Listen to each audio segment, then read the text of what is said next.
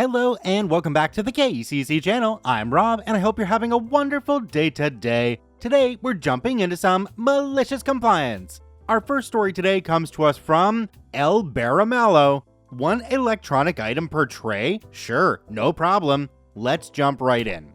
Longtime lurker, first time poster, English not first language, you guys know the drill. This happened yesterday as I was returning home from a 2-week trip to Germany. The final leg of the flight departed from Paris, where I had this lovely interaction with the agents, whom, despite me knowing are not TSA, I still refer to as TSA in my mind. While going through security in the airport, I know the drill. Belts off, jacket off, take the laptop off my bag, so I submit to the X-ray 4 trays, one with my carry-on, one with my laptop by itself, one with my belt, watch, and jacket, and one with my personal items, think fanny pack. I'm randomly selected for further screening. I have a Lebanese last name and a beard. I'm always randomly selected for further screening, and the agent berates me for putting all my electronics together. I point out that I took my laptop out of the bag as per standard procedure, and the agent says, screaming at me mind you, that is not enough. I must take out every electronic device from my carry-on and put each of them in an individual tray, and I'm being sent to the back of the line to do so. Here comes the malicious compliance. There are 2 things this French TSA agent is unaware of. The first thing is that I'm a videographer by trade, and I was in Europe to cover an event, Spiel, with video footage and interviews. The second thing is that Air France changed my flight time, so my 2 hours layover became a 10-hour layover, which I'm not particularly happy about. So I'm being sent back to the end of the line, and I have to submit each electronic item individually? Sure, no complaints from me. 2 camera bodies, 1 drone, 1 GoPro, 4 lenses, 9 batteries, and 2 lavalier microphones later, there is no more space on the treadmill. People behind me are complaining they will miss their flight because I'm taking so long. There's nothing I can do. I'm just following the orders I received. And at this point, I only unpacked my photography vest and fanny pack. The treadmill starts moving, some space clears up to put additional trays, and that's when I open my carry-on bag. Again, I'm in Europe for work. I didn't bring any nice clothes or shoes or anything. All my personal effects are in the checked-in luggage. The carry-on is filled exclusively with electronics. I still have 4 microphones, 2 recorders, lights, additional lenses, battery chargers, video monitors, audio monitors, drone controllers. Once I open my carry-on, it's very clear for everyone within eyesight that I'm not even 1/3 of the way done. 1 electronic per tray? Sure thing. I'll just occupy this entire checkpoint by myself then. The people behind me in line are literally jumping and screaming about their missed flight to the point the security agents leave their post to control the line. Someone in a non-uniform suit appears and talks to the agent who sent me to the back of the line. That's when the unthinkable happened. The agent comes to me and says that there would be no need for me to continue separating my electronics, and I could just submit my entire carry-on bag as a single item, and they'd examine it further if it seemed necessary. You sure? I asked. Because it's no bother at all. I can keep unpacking here all day long. They insist it's not necessary, but I still have over 20 trays at this point occupying the treadmill. I go through the metal detector, I spend some minutes recovering and repacking everything, and based on the amount of fuming passengers, I like to think I contributed to Charles de Gaulle reviewing their stance on X-raying individual electronics. OP, I hope you were smiling at them the whole darn time. I mean, you were just doing what you were told to do, right? It's not your fault that a whole bunch of people were being held up. Do me a quick favor, have a look down below the video. If that subscribe button's still red, it means you're not actually subscribed to the KCC channel. Please hit that subscribe button for more daily Reddit stories. Our next story today comes to us from Liz4. That's not what I'm paid for? Okay then, let's jump right in. I used to work for a chain of pubs who love to have promotions tied up in red tape. At the point in this story, I was technically a server on minimum wage, but doing supervisor work. This had been going on for a while as the manager hadn't submitted the paperwork. In our country, if you're on minimum wage, your employer has to pay for any time you have to be available for work or required to remain on the premises, not just if you are actively working. Manager would frequently rota me on awful split shifts like 8:30 a.m. to 2 p.m., then 5 p.m. to close, approximately midnight by the time the tills and cleaning was done. Because I was the only supervisor on shift, I was expected to remain available for those middle 3 hours in case I was needed for manager stuff. Now, initially, I didn't mind this so much because the inconvenience of traveling back home to just come in again. I just chilled out with some free experiment from the kitchen and a good book in the corner of the bar. I did, however, change payroll if I was expected to jump back into action to add on however long it was. A few weeks into me doing this, the manager noticed. "Why are you down for 14 hours on Thursday? I scheduled you for 12 and a half. It picked up at 3:30 and colleague was getting slammed. "But why have you changed payroll?" "'Cause that's what I worked." "But you weren't scheduled to work, you chose to. 'Cause you told me to be available during those hours. I'm changing it back. You get paid for what's agreed." "What about tomorrow then? I'm on the same split shift." "You'll be paid for when you're scheduled to work. Don't change it again without my approval." "Alright then, have it your way." The next day, bang on 2 p.m, I stepped off the bar, grabbed my stuff, and walked a few doors down to the local cafe. The server and the chef had my number if they needed me, cause I felt guilty leaving them to it, but they agreed not to let on to the manager exactly where I was, just to say I'd left if he came downstairs from his flat. Server also said she would call him in the first instance if it was busy. I don't think she ever liked someone having to hang around unpaid on principle, cause she was a minimum wage worker too. A warning text preempted his call and his mood was as you could expect. I confirmed I wasn't in the building. He demanded I return. I threw the legislation in his face and reminded him I wasn't being paid for those 3 hours, so I wasn't obligated to be on site. He wanted to go back to what I had been doing, but I told him that was off the table. He wants me there for 3 extra hours a day. I'm getting paid for it even if I've got my feet up. I told him his other option was to sign the promotion paperwork and then the law wouldn't cover me in the same way.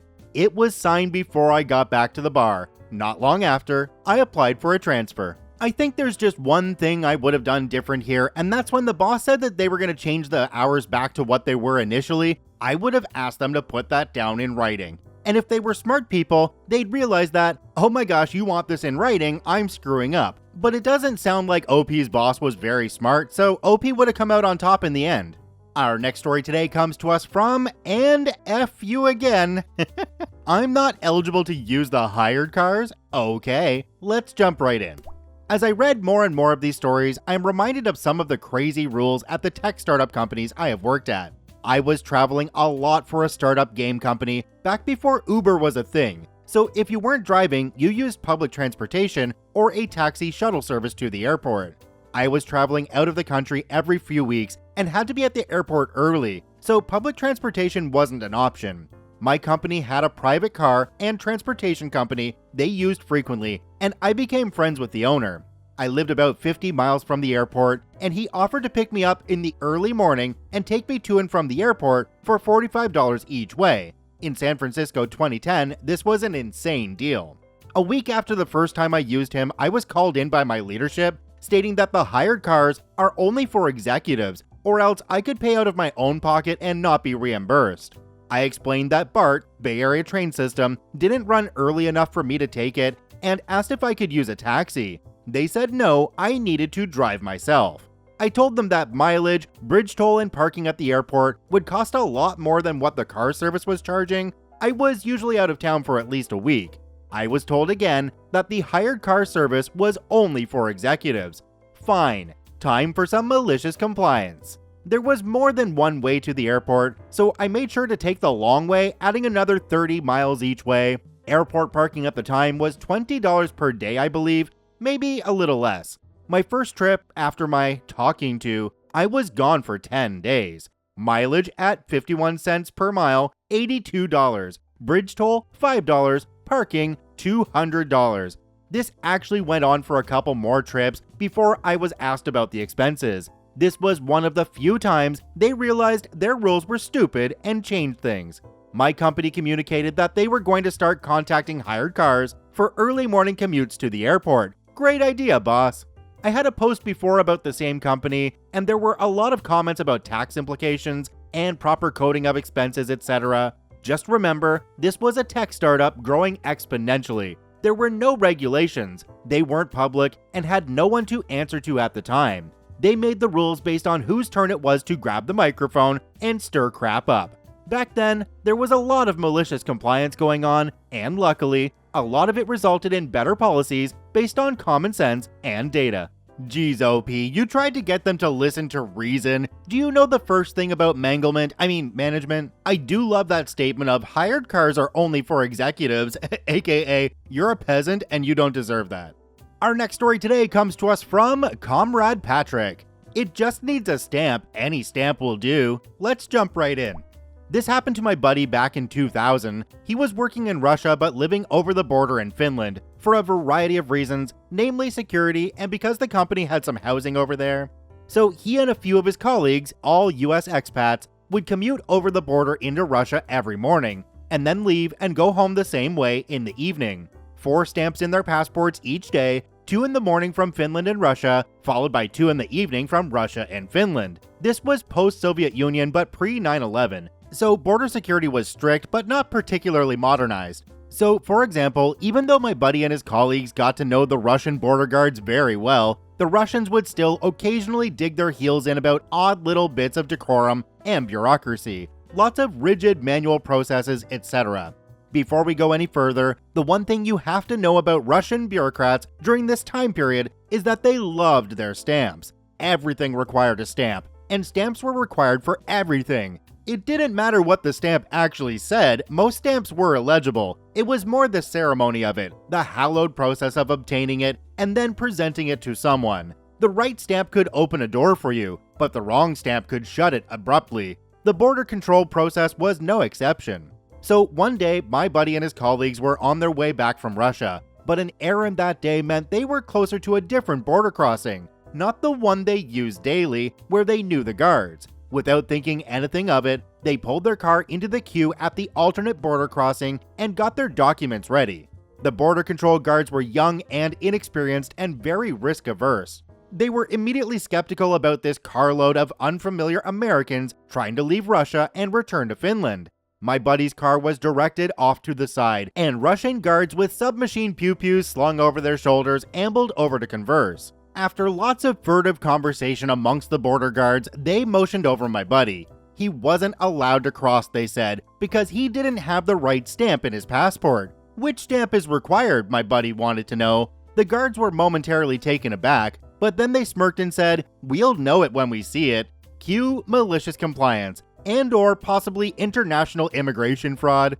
My buddy and his colleagues piled into their car and drove a quarter-mile back down the road to a Russian gas station. They turned into the parking lot and pulled out their passports. Quickly grabbing a red Sharpie marker and a US dime, my buddy colored the reverse side of the dime, the side featuring the torch and the sprigs of foliage, being careful to leave a few areas unmarked so the wording wouldn't come through too clearly. Then they took turns mashing the Sharpie dime onto a blank spot in their passports, creating the stamp that the Russian guards would be helpless to resist. It worked perfectly. They returned to the border half an hour later, mumbled something about having gotten their paperwork in order, and presented the passports. The Russians glanced at the passports, noted the stamp, which looked very red and official and completely unfamiliar to them, and waved them through the border. They arrived home in Finland a couple of hours late, each of them with an odd-looking stamp in their passports that would befuddle and confuse immigration agents for years to come.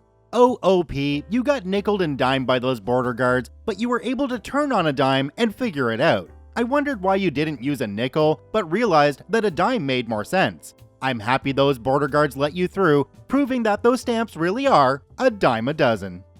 Our next story today comes to us from, something lunk. You want to apply non-existent contract penalties and want support? Let's jump right in. Many years ago, I was a freelance software developer. I identified an opportunity with a local company that needed a custom application developed. I submitted a competitive price to write what they wanted in Visual Basic. I would write the code and they would develop all the reporting using the package of their choice. Despite the rest of the world using Crystal Reports for VB reporting, they wanted to use a product that they thought they knew. I got awarded the work and sent them a copy of my standard terms and conditions, and they sent me a purchase order for the work. My contract specified that there were no penalties for late delivery, but I would provide support for the code for 6 months from delivery. Their purchase order stated penalties, but no support. I made a mistake of not getting signed off requirements before I started working, and scope crept, as it always does. They also found that the Windows version of the reporting tool was significantly different than the DOS tool they were familiar with. They decided to seek my advice on what to use instead. Of course, I suggested what the rest of the world offered. Halfway through the project, the managing director of the company changed. The new guy was not as amiable, and when the project finally got delivered, mainly because they kept changing their requirements, he decided to invoke the non-existent contract penalties. I said my contract says no penalties, and he replied that his PO had penalties. I was angry and walked out of that meeting without handing over the code. Overnight, I thought about it and returned the following morning to hand over the code as we agreed. I did not want to give them an excuse to take me to court. I walked in and handed over the code. We then got to talk about the payment. He wanted to deduct 20% from the full cost, so I pointed out that if he wants to deduct 20% as per his PO, then he would not get any support. He asked me how much it would cost for the support. Being a reasonable person, I said 20% of the original cost. I walked out with my check for the full amount.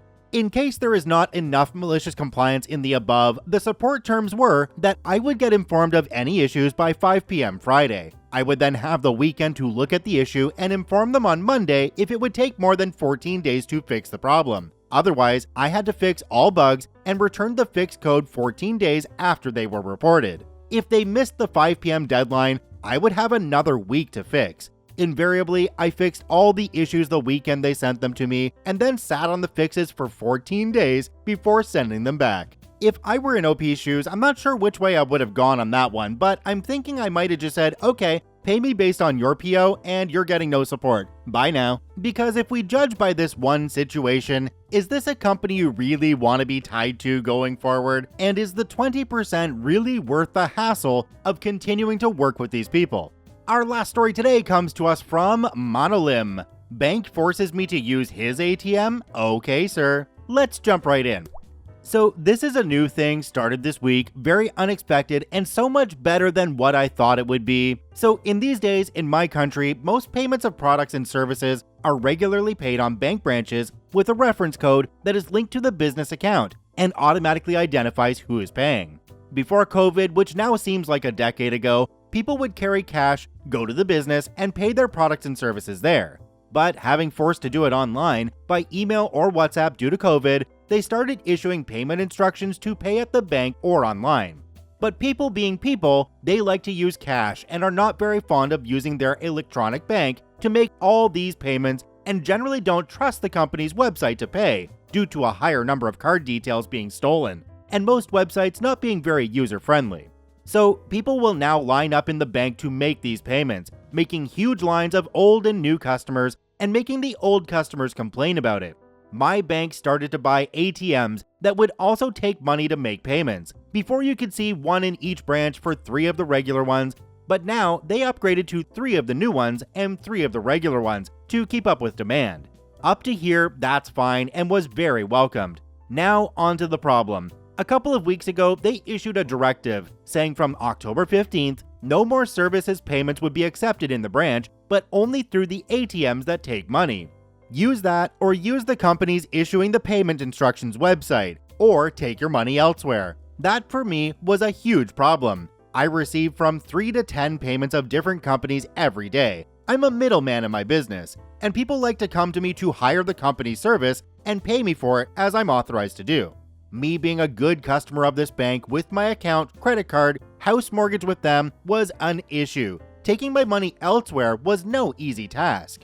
Cue malicious compliance. I talked to my accountant and asked if I could deposit this cash into my own account and pay it with my own credit card without getting in trouble with the IRS. Surprise, surprise, as I have such authorization as middlemen to receive the company's money, as long as I spend exactly what I enter into the account, that's fine. So now, I go to the bank, deposit into my account, and pay with my credit card. And yes, now I get 0.7% in cashback for all payments done with my credit card. So now, I make an extra $100 every month on them. Thank you so much. This is actually quite interesting because here in Canada, and I'm sure in the USA, this is called commingling of money. It's illegal to mix business funds and personal funds here. This can result in an audit, and that's not a fun thing to go through at all. I'm sure if OP's accountant told him to do it though, that it's okay in their country, so I'm just talking out my butt, which is what I normally do. You guys are used to it by now, right?